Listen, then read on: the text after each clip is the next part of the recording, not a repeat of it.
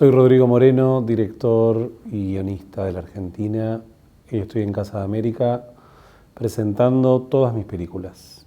Es difícil porque cada película tiene su propia naturaleza, e incluso, por ejemplo, la última película, que es Los Delincuentes, que es la película que estaremos presentando también, la primera película que estaremos presentando en el ciclo, es una película que requirió de mí también diferentes formas de abordaje, no es que siempre fui con el mismo manual, ¿no? En principio trabajo sin manual.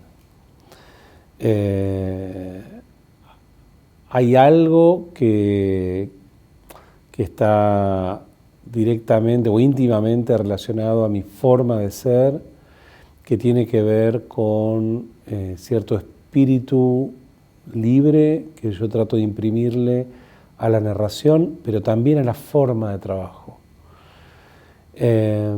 Por eso, cuando me pedían de Casa de América cómo titular esa conferencia, pensé en la libertad y otros regocijos cinematográficos, porque me parece que el concepto de libertad o de liberación es algo que aparece a lo largo de todas mis películas de alguna manera, y que está intrínsecamente ligado a la forma en que esas películas fueron realizadas.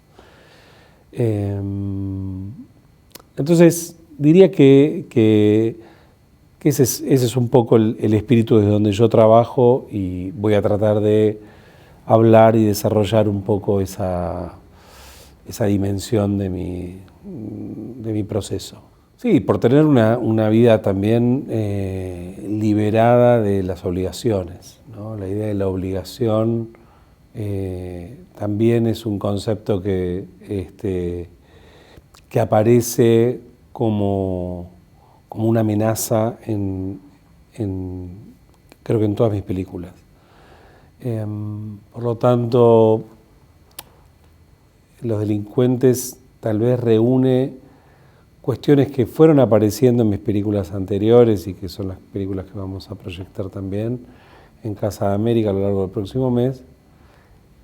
Las reúne y las trabajo, es decir, todos esos elementos que ya fueron apareciendo, que ya fueron visitados por mí en trabajos anteriores, y que tiene que ver con la relación que nosotros establecemos con el trabajo, la relación que establecemos con el ocio, la tensión entre el tiempo productivo y el tiempo improductivo, la tensión también entre la ciudad y la vida rural. Es decir, son la tensión o el contraste, en todo caso, el contrapunto, son elementos que, como te dije, fui filmando a lo largo de todos estos años, y que ahora los reuní en una película un poco más ambiciosa, más larga también.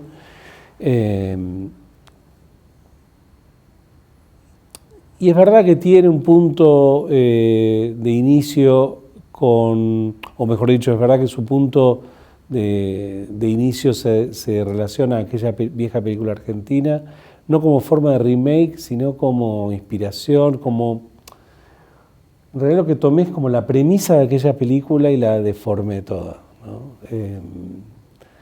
La traje para mi territorio, digamos, para mis preocupaciones, mis obsesiones.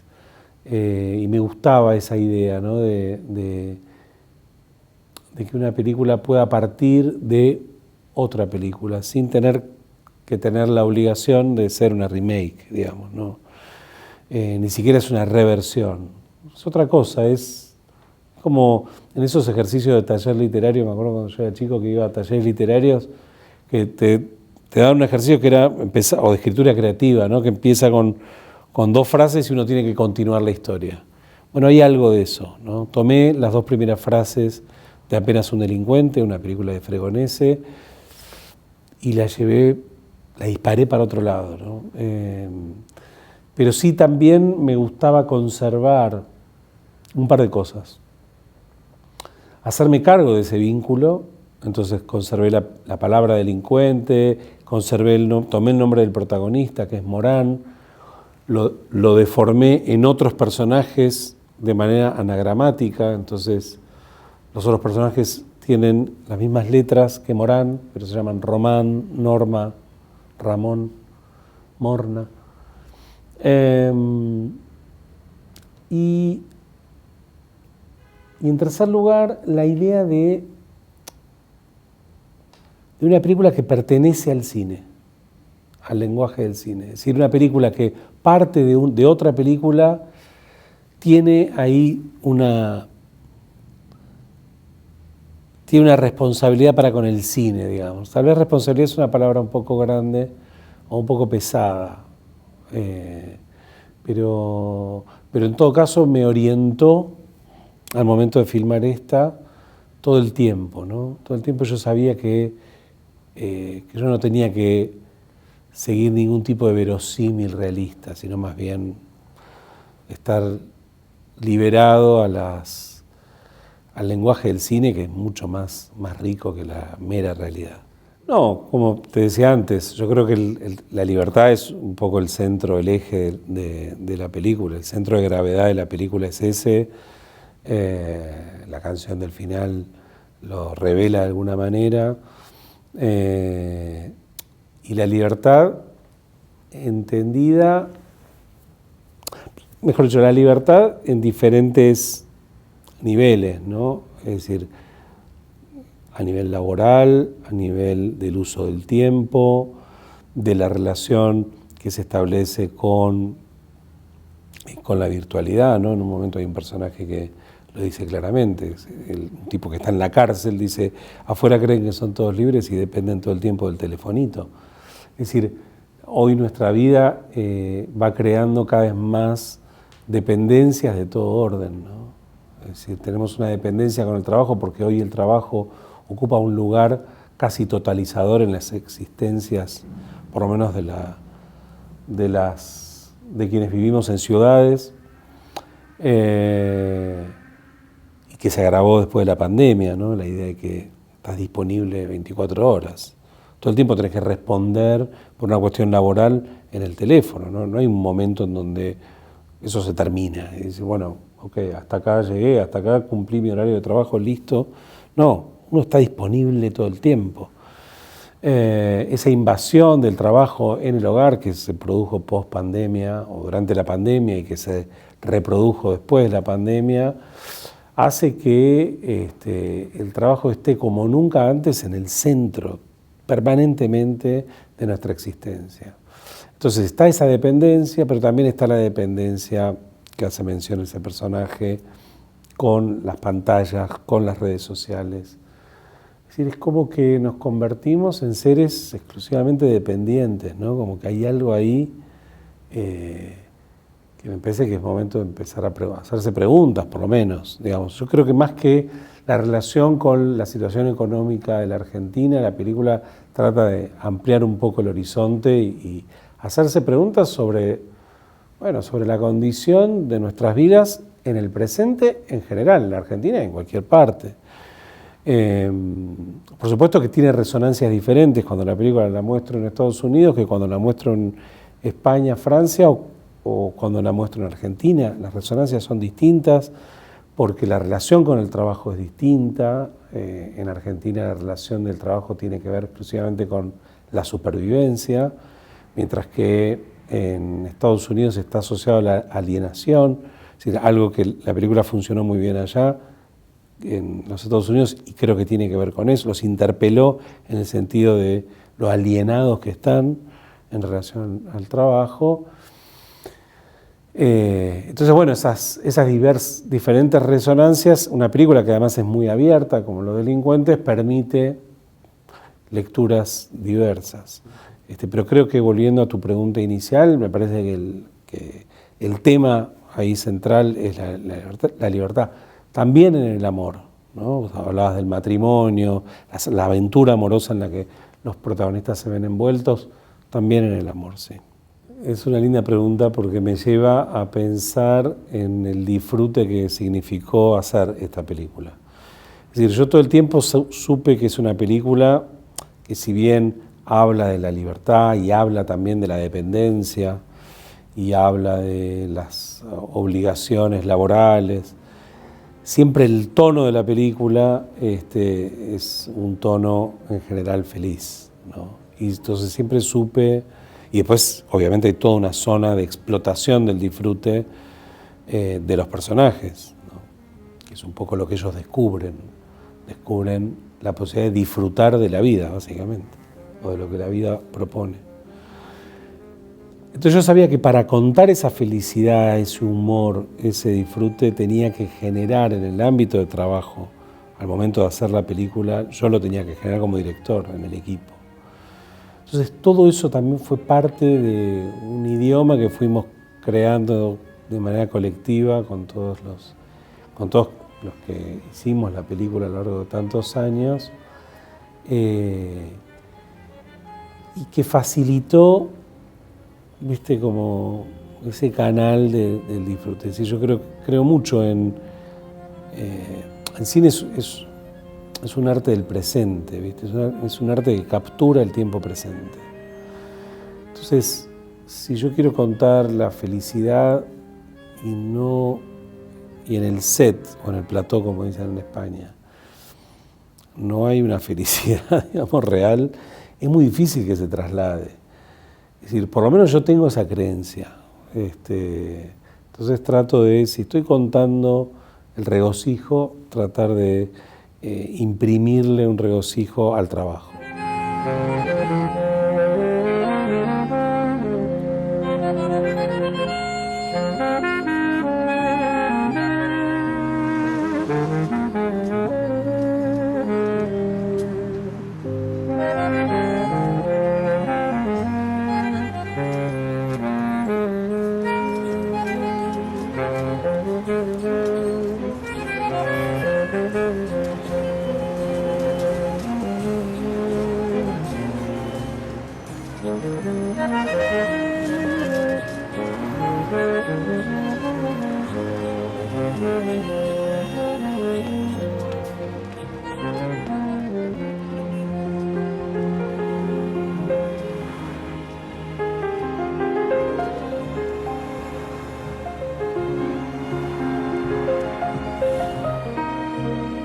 El Custodio es una película muy ligada a este lugar, precisamente porque en esa época la Fundación Carolina y Casa de América tenían el programa para desarrollo de proyectos iberoamericanos, y estuve durante 2 meses aquí.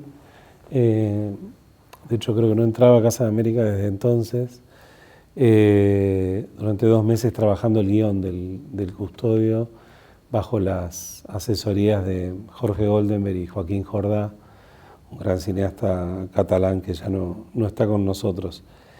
El Custodio es la película, digamos, que me abrió las puertas, porque fue una película que le fue muy bien, ganó un premio en el Festival de Berlín a la innovación artística, ganó muchísimos premios en un montón de festivales, se estrenó en muchos países y fue un poco la carta de presentación. Al mismo tiempo, es una película que hoy yo la veo con mucha distancia, porque bueno, mi desarrollo profesional me fue llevando hacia otras zonas del trabajo.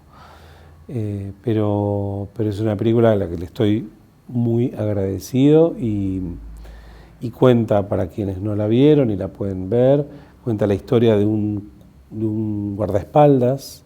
En Argentina le decimos custodios a los guardaespaldas, en este caso los guardaespaldas oficiales de los funcionarios públicos, y en este caso es el guardaespaldas de un ministro al que nadie quiere matar, básicamente. Pero los rituales de la función pública obligan a que tenga allí un tipo que tiene que vivir a través del otro casi las 24 horas. La película se detiene en ese punto de vista. Un mundo misterioso es una película que, por un lado, está íntimamente ligada a los delincuentes.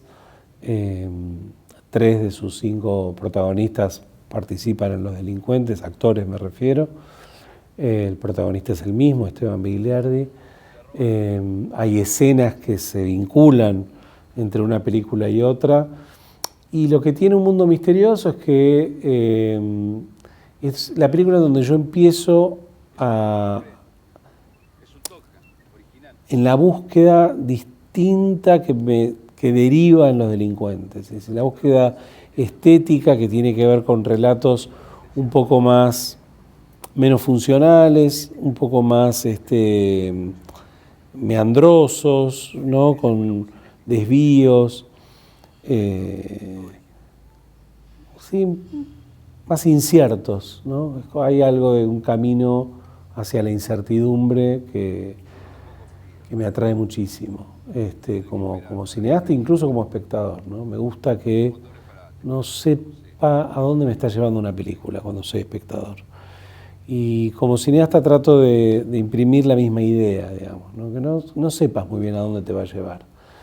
Y creo que la atención del espectador puede, y esto está vinculado también un poco a algo que probablemente mañana conversemos en la clase abierta, y que tiene que ver con que la atención del espectador esté más vinculada a esa incertidumbre que a la incógnita de un plot a la americana, digamos, ¿no?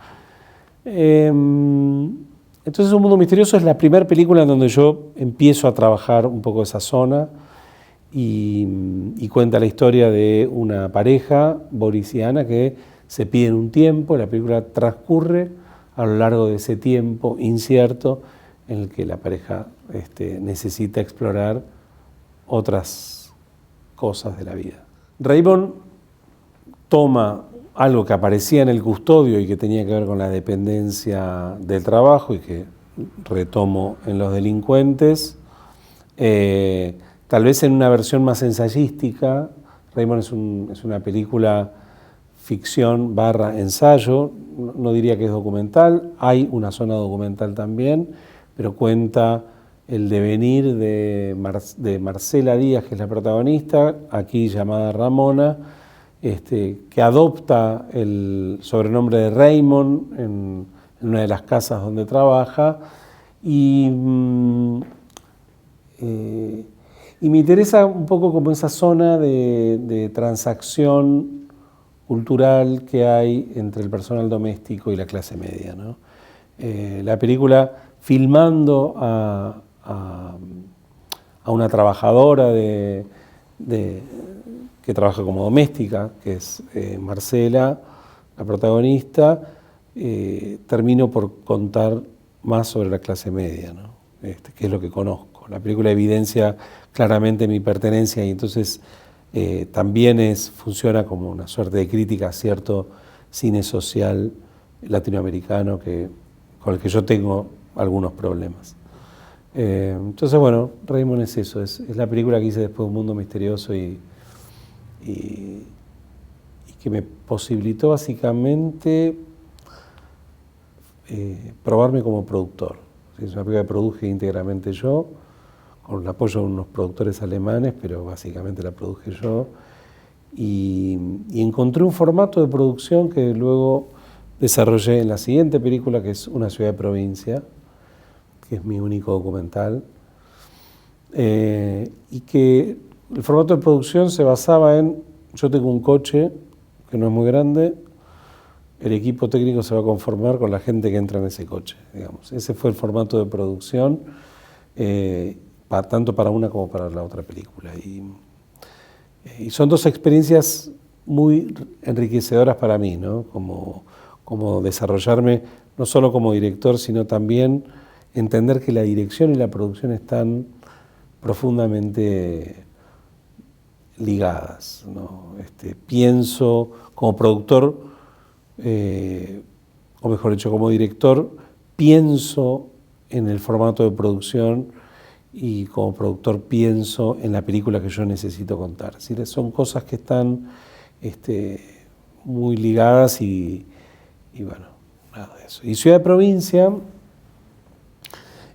como te decía, pertenece a esa pequeña saga de Raymond, compuesta por Raymond y por ella, y es contar un poco la vida rural de una población de 30.000 habitantes y el transcurso del tiempo allí, ¿no? ¿Qué se hace en una ciudad de 30.000 habitantes. ¿Cómo es la vida ahí? Con esa perplejidad, con esa curiosidad, fui a la ciudad de Colón, a la vera del río Uruguay, frente a la República Oriental del Uruguay, a filmar el lugar y sus pobladores, sin ninguna visión antropológica ni ninguna intención sociológica, más bien con la idea de conectarme felizmente con ellos y tratar de documentar la forma del habla, que es muy particular, y su forma de vida. Una sola cosa quiero decir en relación a la forma del habla. Quiero prevenir a los espectadores que cuando vean una ciudad de provincia, tal vez haya momentos en que no entiendan nada de lo que están diciendo, van a decir, ¿por qué esta película no está subtitulada? Bueno, es la misma sensación que yo tuve cuando estaba allá. No entendía de qué hablaban, no entendía muy bien qué estaban diciendo y sin embargo me fascinaba estar ahí. Espero contagiar esa fascinación a quienes puedan ver una ciudad de provincia en Casa de América.